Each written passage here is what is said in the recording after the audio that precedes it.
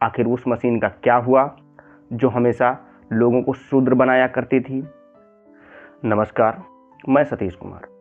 दोस्तों, हाल ही में 2024 चुनाव के रिजल्ट आए हैं और प्रधानमंत्री जी आज शपथ ग्रहण करेंगे। यानी कि जो एनडीए गठबंधन है वह बहुमत के साथ इस चुनाव को जीत चुका है।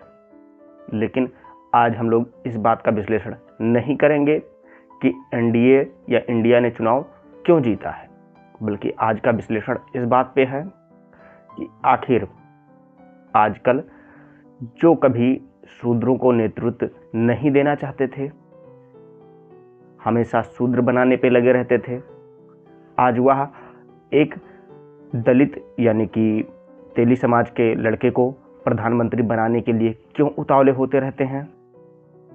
आखिर उस मशीन का क्या हुआ जो हमेशा लोगों को शूद्र बनाया करती थी कि तुम शूद्र हो, तुम शूद्र हो, तुम शूद्र हो।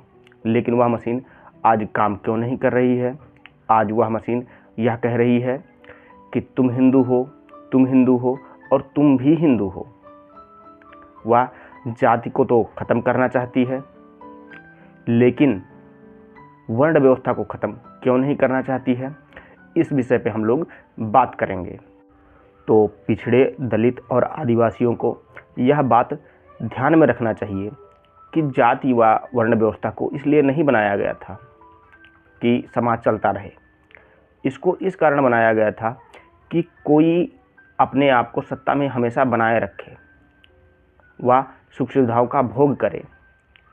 लेकिन आज जो है किसी को शूद्र बना के उसके धन संपत्ति को ऐंठा नहीं जा सकता है। कितना भी कोई किसी को शूद्र बना दे, लेकिन संविधान ने उसको इतना मजबूती दिया है पिछड़े दलित आदिवासियों को कि वह शूद्र बनने से उनके ऊपर कोई डिफेक्ट अब आता ही नहीं है। समाज एक दूसरे के साथ घुल मिल गया है। उनकी यह राजनीतिक भावना जो शूद्र बनाने की थी, अनटचेबल बनाने की थी, वह ख़त्म हो गई है। आज का समाज केवल वोट की राजनीति जानता है। आज वही राज कर सकता है जो बहुमत में आ सकता है। इसलिए ब्राह्मण और क्षत्रिय समाज यह समझ गया है कि अब किसी को हम लोग शूद्र बना के उसके ऊपर राज नहीं कर सकते हैं। आज हम लोग उसको हिंदू बना के राज कर सकते हैं। वह आपको हिंदू बनाता है और खुद चुनाव लड़ता है, आपको भड़काता है और आपकी सीटों को जीत के चला जाता है और वह संसद में जाके मौज करता है और आपके लोग वहीं के वहीं पड़े रह जाते हैं और हिंदू बन के पीछे पीछे उनको डंडा धोते रहते हैं। और आप लोगों को यह भी सुनिश्चित करना होगा कि उस बात पे आपको बिल्कुल ध्यान नहीं देना है।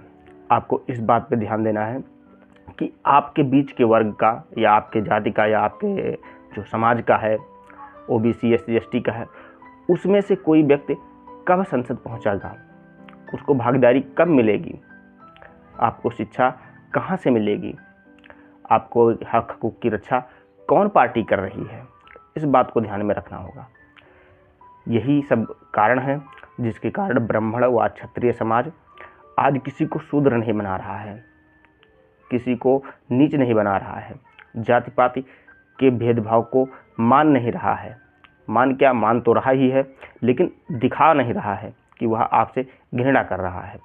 इस बात को आपको देखना होगा और अपने समाज के लोगों को ही प्रतिनिधित्व देना होगा आपको। अगर आप आज भी इस चीज़ को नहीं सुनते हैं, क्योंकि प्रधानमंत्री को वह इसलिए प्रधानमंत्री बनाने के लिए उतावले हैं क्योंकि उन्होंने पिछड़े दलित आदिवासियों के मानसिक चेतना से यह निकाल दिया है कि उनको प्रतिनिधित्व की भी ज़रूरत है। वह आज केवल इस चीज़ पे मरे मिटे हुए हैं कि एक व्यक्ति यानी कि जो प्रधानमंत्री हैं वह ओबीसी में आते हैं, पिछड़ा में आते हैं, उनको वह प्रधानमंत्री बनाएंगे। लेकिन जितने भी स्ट्रक्चर आप देखेंगे, पूरा जो इकोसिस्टम है, उसके बीच में केवल 2-4 वर्ग के अपर कास्ट के ही लोग उस पर आपको प्रतिनिधित्व देखते हुए दिख जाएंगे। इसका मतलब एक प्रधानमंत्री रहेगा, बाकी जो उसके इकोसिस्टम रहेगा वह सब उन्हीं लोगों का रहेगा जो अपर कास्ट में आते हैं और वह नीचे वाली जनता को आराम से शोषित करते रहेंगे। और प्रधानमंत्री जी तो पाखंड के नए अवतार उतरे हुए हैं, उनको आज वही मनवादी, वही ब्राह्मण क्षत्रिय उनको कल की अवतार घोषित कर रहे हैं। क्योंकि वो घोषित कर रहे हैं क्योंकि आपका हक और हकूक़ उनके नाम से छीना जाए, इसलिए वो आपको प्रधानमंत्री को प्रधानमंत्री बनाने के लिए उतावले हुए हैं। और उनके समय में आके कई लोग हम लोगों को गाली दे रहे हैं। अभी अयोध्या में जो अवधेश प्रसाद जी जीते हैं उनको गाली दे रहे हैं, यादवों को गाली दे रहे हैं, अखिलेश को गाली दे रहे हैं। क्यों गाली दे रहे हैं? क्योंकि वह उन लोगों को संगठित किए हैं जिनको वाकई में शिक्षा और संविधान के साथ साथ रोजगार की ज़रूरत है, लेकिन वो लोग चाहते थे कि वह केवल राम मंदिर के नाम पे वोट दे दें और अपने हक हकूक़ की बात ना करें। वहाँ के साधु संतों ने जो कहा उस पर भी आपको ध्यान देना होगा। उन्होंने गाली दिया है, कहा है 5 किलो राशन तो ले लिया लेकिन राम मंदिर के नाम पे वोट नहीं दिया। इस बात को आपको भी ध्यान में रखना होगा। बाकी आज के कन्वर्सेशन में मैं इतना ही कहना चाहूँगा। मिलूँगा आपको किसी अगले वीडियो में।